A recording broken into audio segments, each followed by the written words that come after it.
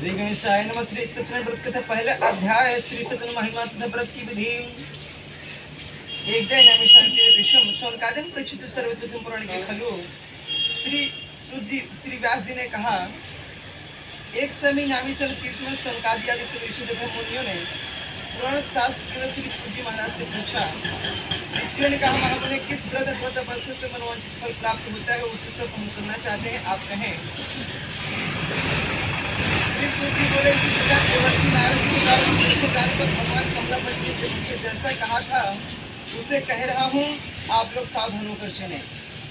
एक समय योगी नारद जी लोगों के कल्याण की कामना से विभिन्न लोगों में भ्रमण करते हुए मृत्यु लोक में आए और यहाँ उन्होंने अपने कर्म फल के अनुसार नाना योनि में उत्पन्न सभी प्राणियों के अनेक प्रकार के क्लेश दुख भोगते हुए देखा तथा किस उपाय से इनके दुखों का सुनिश्चित रूप से नाश हो सकता है, ऐसा मन विचार करके वो विष्णु लोक को गए।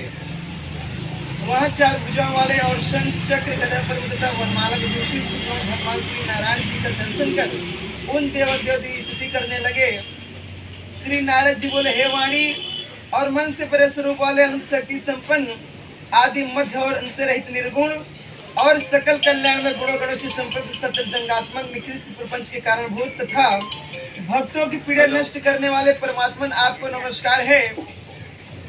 स्तुति सुनने के अनंतर भगवान श्री विष्णु जी नारद जी से कहा, श्री भगवान ने कहा, महाभाग आप किस प्रयोजन से यहाँ आए हैं, आपके मन में क्या है कहिए, वह सब कुछ मैं आपको बताऊंगा। नारद जी बोले, भगवान मृत्यु लोक में अपने पाप कर्मों के द्वारा विभिन्न योनियों में उत्पन्न सभी लोग बहुत प्रकार के कलों से सुखी हो रहे हैं। हे नाथ, किस लघु उपाय से उनके कष्टों का निवारण हो सकेगा? यदि आप मेरे ऊपर कृपा तो मैं सुनना चाहता हूँ, उसे बताएं। एक बार नारद जी विष्णु लोक में गए थे, तो वहां पे जाके भगवान से प्रार्थना की, जो मृत्यु लोक में यहाँ पे सभी लोग बहुत दुखी हैं, तो भगवान से प्रार्थना करें, प्रभु इन सभी मनुष्यों का दुख किस प्रकार से नाश हो सकता है, उससे कुछ हमारे पास उपाय तो बताइए। तो भगवान विष्णु जी उनको बताए कि सबसे छोटा सा कोई उपाय है तो खाली श्री विष्णु जी का व्रत एवं कथा है, जैसे अभी महाराज जी बता के गया कि कलयुग में सबसे छोटा ये उपाय है। और मतलब आप कोई भी पूजा करेंगे उसमें पैसा ज़्यादा लगता है। अभी कोई कथा आपको गरुड़ पुराण करनी, कुछ भी श्री रामचरितमानस की कथा करवानी है तो उसमें पैसा कम से कम 3 से 4 लाख के ऊपर जाता है और जाता है। और इसमें अगर आपकी ज़्यादा बजट नहीं, अगर कम से कम करेंगे तो कम से कम 5,000 के अंदर हो जाता है, बहुत कम बता रहा हूँ। अभी इतना अगर भी नहीं है आदमी के पास, फिर बेकार है, आदमी नहीं है कि नहीं, इतना तो कोई भी करना चाहिए, क्योंकि यही हमारा जो हम काम करते हैं पूजा पाठ का, यही हमारे साथ में जाने वाला है। और जितना भी आप पैसा कमा रहे हैं, कुछ भी कमा रहे हैं, जितने भी आपकी शरीर है या आपके जितने रिलेटिव हैं, ये सब कोई साथ में जाने वाले नहीं है। जितना ज़्यादा हो सके उसमें भगवान की पूजा क्योंकि सबसे बड़ा करने में ये उपाय है। प्रेम से श्री विष्णु भगवान की जय। तो श्री भगवान ने कहा, हे वश संसार के ऊपर अनुग्रह करने की इच्छा से आपने बहुत अच्छी उत्तम बात पूछी है। भगवान विष्णु जी नारद जी से कहा कि आपने संसार के ऊपर कृपा करने से बहुत अच्छी उत्तम बात पूछी हमसे, और हम आपको जरूर बताएंगे। तो जिस व्रत के करने से प्राणी मोह से मुक्त हो जाता है उसे आपको मैं बताता हूँ, सुने। हे वश संसार और मृत्यु लोक में दुर्लभ भगवान श्री सत्यनारायण जी के एक महान पुण्य व्रत है। आपके समय के कारण इस समय मैं उसे कह रहा हूँ। अच्छी प्रकार विधि विधान से भगवान श्री सत्यनारायण जी व्रत करके मनुष्य शीघ्र सुख प्राप्त कर परलोक में मोक्ष को प्राप्त कर सकता है। भगवान की ऐसी वाणी सुनकर नारद मुनि ने कहा, जब भगवान की वाणी ऐसे जब भगवान ने बोले तो नारद जी ने कहा, उनकी स्तुति करने लगे। तो उनसे पूछे कि मतलब कैसे करना चाहिए, कि कोई भी हम पूजा पाठ करते हैं अगर उसके बारे में हमको पता नहीं तो किसी पूछना होता है। तो ऐसे नारद जी ने भगवान से पूछा, क्या किम फलम किम विधानम च कृत्यम क्यों नेतम प्रथमहम तस्मित्र ब्रूहि करदा कर्यम व्रतो प्रभो। नारद जी कहा, प्रभु इस व्रत को करने का फल क्या है, इसका विधान क्या है, इस व्रत को किसने किया और कब इसे करना चाहिए, यह सब विस्तार पूर्वक मुझे बतलाइए। तो जिस किसी भी दिन भक्ति और श्रद्धा से ब्राह्मण और बंधु वर्गों के साथ धर्म तत्पर होकर सायंकाल भगवान, बंधु मतलब भाई होता है हमारे संस्कृत, आप मराठी क्या बोलते हैं, भाव, ये भाव म्हणता नहीं का बंधु, भाई पण एकच आहे, लँग्वेज वेगळा आहे तुमची आणि आमची काय तो सत्यनारायण भगवान की पूजा करे, नवेद गुरु में उत्तम कोटि भोज्य पदार्थों का समय मात्र में भक्ति अर्पित करना चाहिए। केले का फल, घी, दूध, गेहूं का चूर्ण अथवा गेहूं के चूर्ण के अभाव में साठी का चावल, चूर्ण, शर्करा या गुड़, ये सब भक्ष्य सामग्री समय मात्र में एकत्र कर निवेदित करनी चाहिए। बंधु वर्गों के साथ श्री सत्यनारायण भगवान की कथा सुनकर ब्राह्मणों को दक्षिणा देनी चाहिए। तदनंतर बंधु वर्गों के साथ ब्राह्मणों को भोजन कराना चाहिए। भक्ति पूर्वक प्रसाद ग्रहण करके नित्य गीत आदि का आयोजन करना चाहिए। तदनंतर भगवान श्री सत्यनारायण जी का स्मरण करते हुए अपने घर को जाना चाहिए। ऐसा करने से मनुष्य की अभिलाषा अवश्य पूर्ण होती है। विशेष रूप से कलयुग में पृथ्वी लोक में यह सबसे छोटा सा उपाय है। इस प्रकार श्री स्कंद पुराण के अंतर्गत में श्री सत्यनारायण जी का व्रत कथा का पहला अध्याय पूरा हुआ। प्रेम से बोले लक्ष्मी नारायण भगवान की जय।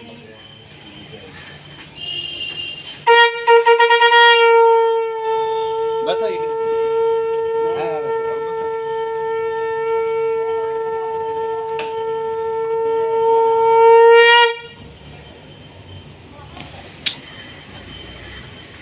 इसको चढ़ा दीजिए।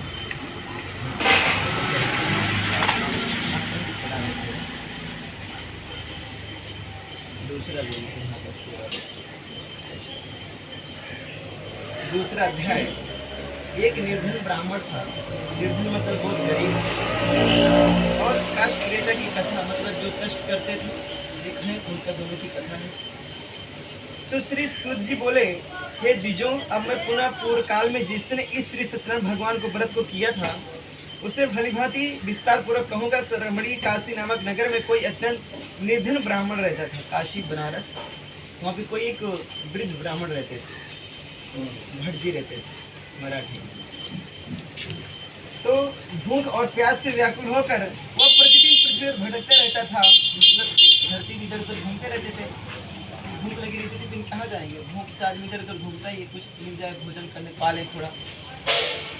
तो ब्राह्मण प्रिय भगवान ने उस दुखी ब्राह्मण को देखकर वृद्ध ब्राह्मण रूप धरकर उसके पास विप्र आदर पूर्वक पूछा, है विप्र, विप्र तो ब्राह्मण, हे प्रतिदिन अत्यंत दुखी होकर तुम किस लिए पृथ्वी पर भ्रमण करते रहते हो? ये सब बतलाव मैं सुनना चाहता हूँ। ब्राह्मण बोला, प्रभु मैं अत्यंत गरीब ब्राह्मण हूँ और भिक्षा के लिए भ्रमण करता हूँ। मेरी इस दरिद्रता को दूर करने का उपाय कुछ आप जानते हो तो बतलाइए। तो भगवान ने कहा कि ब्राह्मण वाचम कस्तम भोजन विप्रम कृष्णत्वतोत्तममहं यत्कृतं सर्वदुःखो भोयं मुक्तो भवति मानवः विधानं च प्रतिस्यामि प्रियभाषं यत्नतः सत्यनारायणं वृद्धो इत्नवतो धीयतः तद्व्रतं कर्षं क्रियामि यदुकं ब्रह्मणे वहम् इति सनितं विप्रोसं रात्रो नित्यं लबन्धवानहम्। वृद्ध ब्राह्मण ने कहा, हे ब्राह्मण देव, श्री सत्यनारायण भगवान विष्णु अभिष्ट फल को देने वाले हैं। हे विप्र, तुम उनका व्रत एवं पूजा करो, जिसे करने से मनुष्य सभी दुखों से मुक्त हो जाता है। और व्रत के विधान को भी ब्राह्मण से यत्र पूर्वक कहकर वृद्ध ब्राह्मण भगवान श्री सत्यनारायण जी वहीं पर अंतर ध्यान हो गए, मतलब वहां से चले गए। और वृद्ध ब्राह्मण ने जैसा कहा है उस व्रत को अच्छी प्रकार से वैसे ही करूंगा, यह सोचते उस ब्राह्मण को रात में नींद नहीं आई। मतलब भगवान ने ब्राह्मण को बताया था कि आप ऐसे ऐसे करिए पूजा, और वहाँ से बतला के गायब हो गए।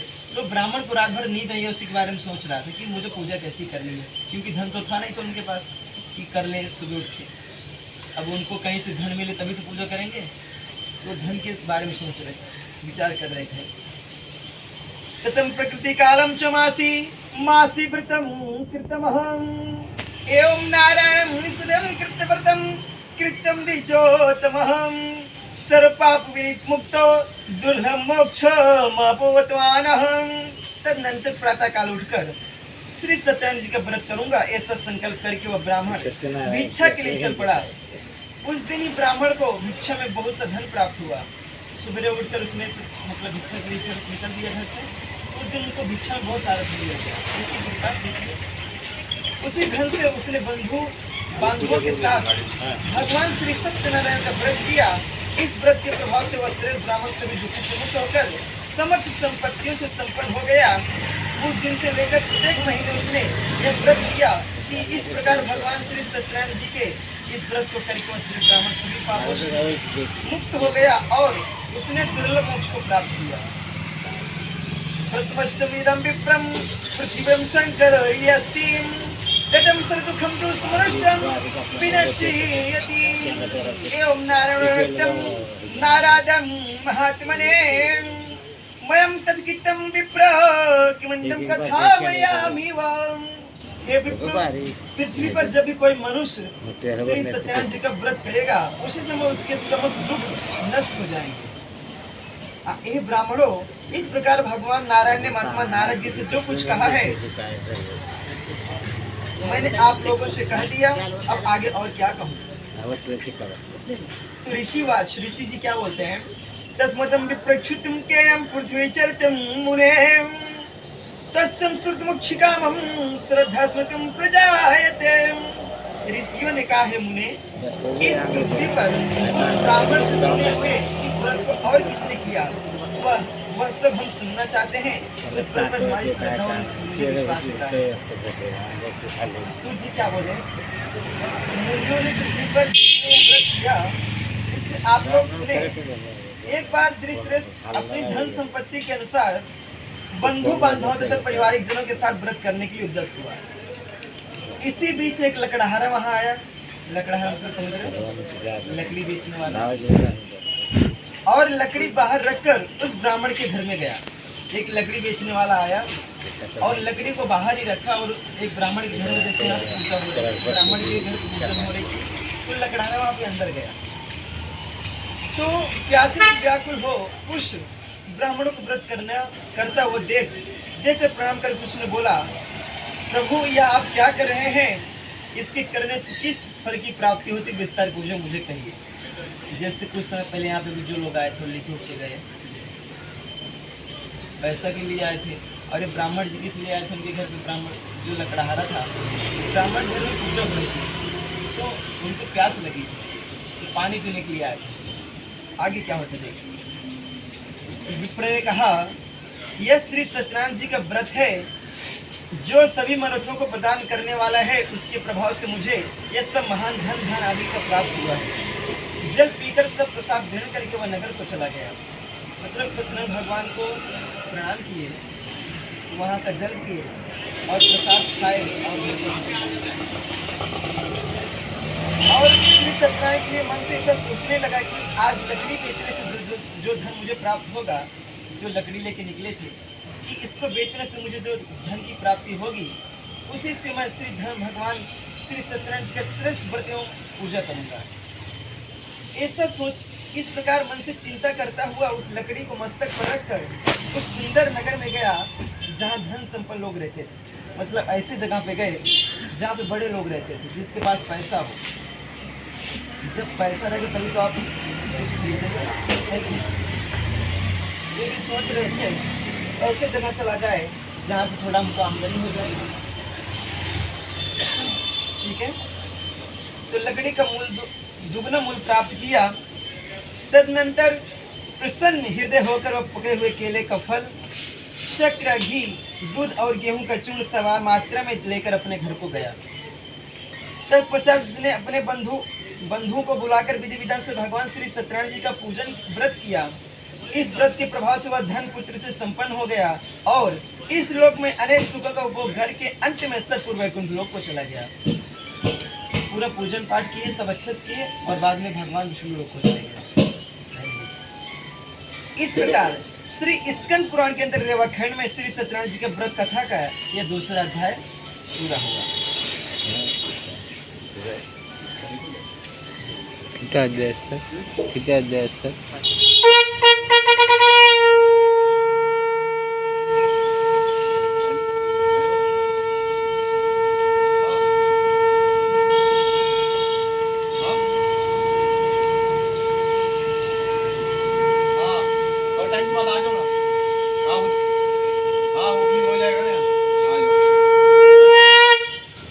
अभी तो पूजा चालू है, आधा एक घंटा तो जाएगा, एक दो घंटा टाइम 10 बजे का दिया और एक घंटा, हाँ 1 घंटा ही आ जाएगा। हाँ बोलिए, चढ़ा दीजिए। हाँ चाकल थोड़ा आगे आ जाइए। हाँ बोलिए। मैंने ज्वेलर के सामने नहीं नहीं, अपना ये इसका रूम हाउसिंग बोर्ड का है। नहीं नहीं नहीं नहीं नहीं नहीं वो नहीं, उसका सामने का सीधा वाला रोड।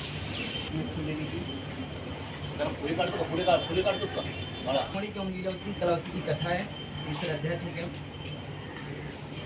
पुनरगिर प्रोक्ष्यामि शृणुधं मुनि सत्तमहं प्रचोल का मुखो नामानि प्रसिंचिनि महामती जितेंद्रिय सत्यवादी याव देवालय प्रति दिने दिने धनम दत्तम द्विजानं संतोषितं सुधीं भर्यं तस्य प्रभुगन्धं चरोज वदं सतीं भद्रशील नदी तीरे सत्यं प्रतिमा चरतः यस्मिन् दिनंतनं साधुरेक्तं समागतः वाणिज्यर्थं बन्धुरेक्तिकें परिपूरितः नाम संस्थापनं तीरे जगदं पृथ्वी प्रतिपतिं दिष्टं तप्रिंपुहं प्रपक्षम विनयानित्वहं। श्री सूजी बोले श्रेष्ठ मुनियों, अब मैं पुनः आगे की कथा कहूँगा, आप लोग इसे सुने।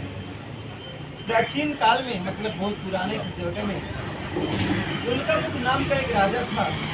वह जितेंद्रिय सत्यवादी था, अत्यंत बुद्धिमान था।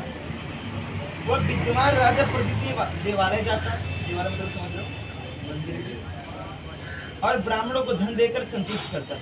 जो भी ब्राह्मण रहते थे वहाँ पे उनको कुछ ऐसे और दक्षिणा देकर उनको प्रणाम करके उनको मतलब संतुष्ट करते, और करना भी चाहिए, क्योंकि अगर हमारे पास जो थोड़ा बहुत मंदिर में जाने का करना चाहिए, ठीक है। कमल के समान मुख वाले उसकी धर्मपत्नी श्री सुंदर आदि उसकी जो पत्नी थी राजन बहुत अच्छी और एकदम प्रतिप्राण थी, मतलब हर लोग तत्पर रहे, भगवान के प्रति बहुत झुकाव रहता था। राजा एक दिन अपनी धर्मपत्नी के साथ भद्रशील नदी के तट पर श्री सत्यनारायण जी के व्रत कर रहा था। उसी समय व्यापार के लिए अनेक प्रकार की पुष्पक धनराशि से संपन्न एक साधु वहीं वहाँ आया। महाराजा एक साधु वहाँ पे रहते थे, तो वहाँ आया, भद्रशील नदी के तट पर नाव को स्थापित करवा राजा के समीप गया और राजा को उस व्रत में दीक्षित देकर विनयपूर्वक पूछने लगा कि मिदम पुरुषे राजनम भक्ति क्वेनम चेतसः प्रकाशम कुरु तस्म श्रुत मुक्षी मयि संप्रभातमं। साधु ने कहा, क्या कहा? राजन, आप भक्ति युक्त चित्त से क्या कर रहे हैं? अब कोई भी आएगा आपके पास, उसको नहीं पता होगा, पूछेगा कि आप क्या कर रहे हैं, तो कृपा बस सब बताइए, इस समय मैं सुनना चाहता हूँ। तो राजा राजा ने क्या कहा?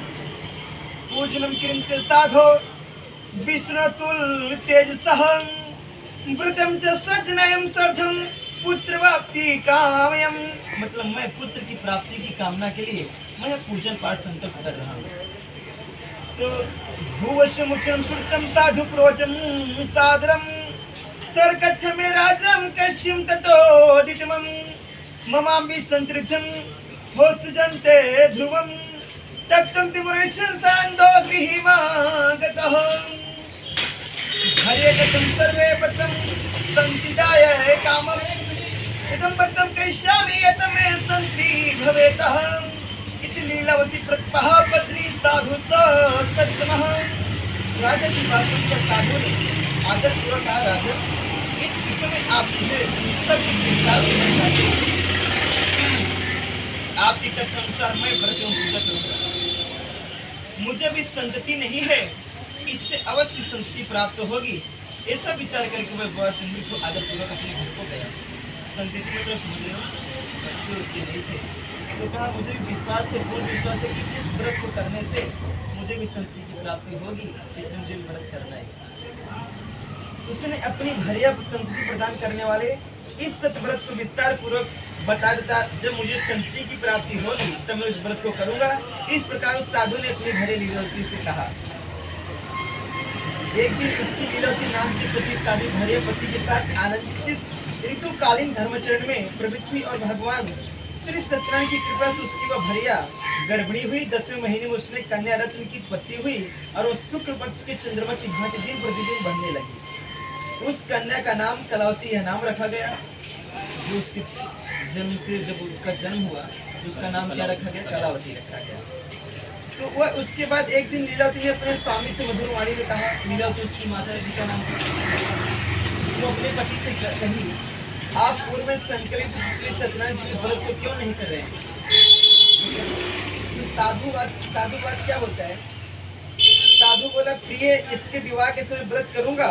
इस प्रकार अपनी पत्नी को भली भांति आश्वस्त कर व्यापार करने के लिए नगर की ओर चला गया।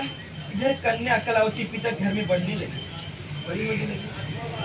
तदनंतर धर्मक साधु ने आदर पूर्वक सखियों के साथ क्रीड़ा करती हुई अपनी कन्या को विवाह देकर आपस में मंत्रण करके कन्या की उसको कहकर शीघ्र उसे भेज दिया गया। जब उसकी लड़की बड़ी हो गई तो क्रीड़ा करती, मतलब जब कोई खेल खेलती थी तो साधु ने देखा कि हमारी पुत्री, हमारी जो लड़की है ये तो बहुत बड़ी हो गई, इसके शादी करना चाहिए अभी। तो अपने दूतों को कहाँ पे भेजा? दूतों को शीघ्र भेज दिया नगर में कि किसी लड़के को अन्वेषण करो, इनकी शादी करनी। तो उसकी आज्ञा प्राप्त करके दूत कांचन नामक नगर में गया और वहां से एक मणिपुत्र को लेकर आया। उस साधु ने उस मणि के पुत्र को सुंदर और गुणों से संपन्न देखकर अपनी जाति के बंधु वर्गों के साथ संतुष्टित हो विधि विधान से मणि पुत्र के हाथ में कन्या का दान कर दिया। नामक सुंदर नगर में उस समय वह साधु दुर्भाग्यवश भगवान का व्रत करना भूल गया। पूर्व संकल्प के अनुसार विवाह के समय में व्रत करने के कारण भगवान श्री उस पर रुष्ट हो गए। कुछ समय के पश्चात अपने पाप कर्मों में कुशल व साधुपनी काल की प्रेरणा से अपने दामाद से व्यापार करने के लिए समुद्र के समीप स्थित रत्नेश्वर को नगर में गया। नामक सुंदर नगर में गया और अपने श्री संपन्न दामाद साथ वहाँ व्यापार करने लगा। दामाद मतलब समझिए जो आपकी लड़की उसको जवाई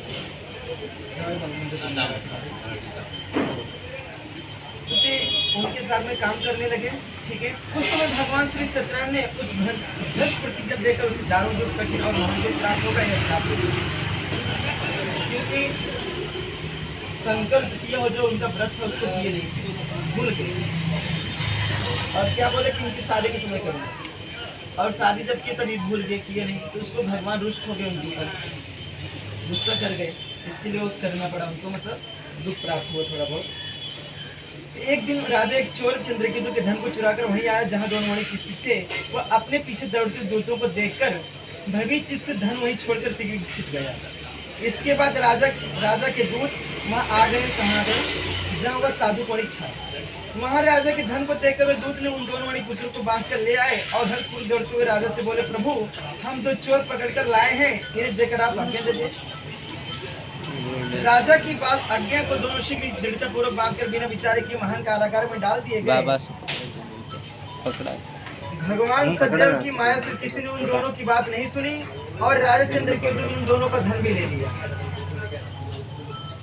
उन भगवान के साप से मणि को घर में सभी उसकी भरिया भी अत्यंत दुखित हो गई और उनके घर में सारा का जो ज्यादा धन था वह चोर ने चुरा लिया। लीलावती शारीरिक मानसिक पीड़ाओं से युक्त भूख और प्यास से दुखी हुई और अन्य की चिंता से दर भटकने लगी। कलावती कन्या भी भोजन के इधर उधर प्रतिदिन घूमने लगी। एक दिन क्षुधा से पीड़ित हुआ कलावती एक ब्राह्मण के घर गई। वहां जाकर उसने श्री सत्यनारायण जी के व्रत को पूजन को देखा और बैठकर उसने कथा सुनी और वरदान मांगा। क्या वरदान मांगा? तदनंतर प्रसाद ग्रहण करके कुछ दूर रात होने पर घर को गई। माता लीलावती ने अपनी कलावती कन्या से प्रेम पूर्वक पूछा, पुत्री तू रात में कहाँ रुक गई थी? तुम्हारे मन में क्या है? कलावती ने कन्या ने तुरंत माता से कहा, माँ मैंने एक ब्राह्मण के घर में मनोरथ प्रदान करने वाले व्रत देखा है। करने की उस बात को सुनकर भैया व्रत करने की सिद्धि और उत्तम मन से साध्वी ने बंधु वर्ग के साथ भगवान श्री सत्यनारायण जी का व्रत किया। इस व्रत का प्रार्थना की भगवान आप हमारे पतियों जमाता के अपराध को क्षमा करें, वे दोनों अपने शीघ्र ही आ जाएं। इस व्रत के प्रभाव से भगवान श्री सत्यनारायण जी पुनः संतुष्ट हो गए। हेलो काय तथा उन्होंने निप्रश्चंद्र को स्वप्न दिखाया और कहा, स्वप्न में कहा नहीं। श्रेष्ठ प्रातः काल ही दोनों मणि पुत्र को छोड़ दो और वह सारा भी धन दे दो आता नाही, नंतर जो तुमने पूजा चालू मुझसे आता. नहीं लिया है। अंधकार रात एवं धन पुत्र आदि तुम्हारा सर्वनाश कर दूंगा। मी असं चालू आहे, नंतर राजा येईल से घालून. स्वप्न ऐसा कहकर भगवान श्री सत्यनारायण जी अंतर ध्यान हो गए। इसके अनंतर प्रातः काल राजा ने अपने सभासदों के साथ देवा। सभा के मध्य में बैठकर अपने स्वप्न लोगों को बताया और कहा, दोनों मणिपुत्र शीघ्र को ही कल मुक्त कर दो। राजा की ऐसी बात सुनकर वे राजपुरुष दोनों महाजनों को बंधु मुक्त करके राजा के सामने लाकर विनय पूर्वक बोले, महाराज बेड़ी बंधन से मुक्त करके दोनों मणिपुत्र को ले आए गए हैं। इसके बाद दोनों महाजन मणिपुत्र निप्रस्थ को प्रणाम करके अपने पूर्व वृत्तांत का स्मरण करते हुए भयभीत हो गए और कुछ बोल न सके। राजा ने मणिपुत्रों को देखकर आदर पूर्वक कहा, आप लोगों को प्रबंधवश यह महान दुख प्राप्त हुआ है, इसमें अब कोई भय नहीं है। ऐसा कहकर उसकी बेड़ी खुलवाकर छोड़कर मादी करवाया। राजा ने वस्त्र अलंकार देकर उन दोनों मणिपुत्रों को संतुष्ट किया तथा सामने बुलाकर वाणी द्वारा अत्यधिक आनंदित किया। पहले जो धन लिया था उसे दूना करके दिया। तदनंतर राजा ने पुनः उससे कहा, साधु अब आप अपने घर को जाएं। राजा को प्रणाम करके अपनी कृपा से हम जा रहे हैं। ऐसा कहकर वह दोनों महावैश्य ने अपने घर की ओर प्रस्थान किया। इस प्रकार श्री स्कंद पुराण के अंतर रेवा खंड में श्री सत्यनारायण जी का व्रत कथा के तीसरा अध्याय पूरा हुआ। प्रेम से बोलिए श्री विष्णु भगवान की जय।